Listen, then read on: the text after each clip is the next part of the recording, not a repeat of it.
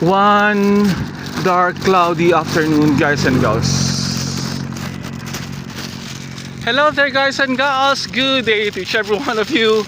I'm here now inside in our village, and I'm just taking a walk because I hate one of the shuttle drivers here.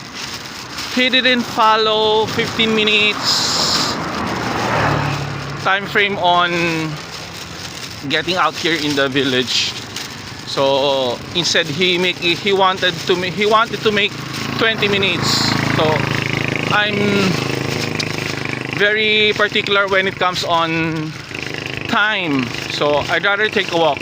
Well, you know, I'm used to this kind of exercise, and I saved 20 pesos, and it took me for 25 minutes on walking from the acacia tree until here at the gate. So bye for now, guys and gals.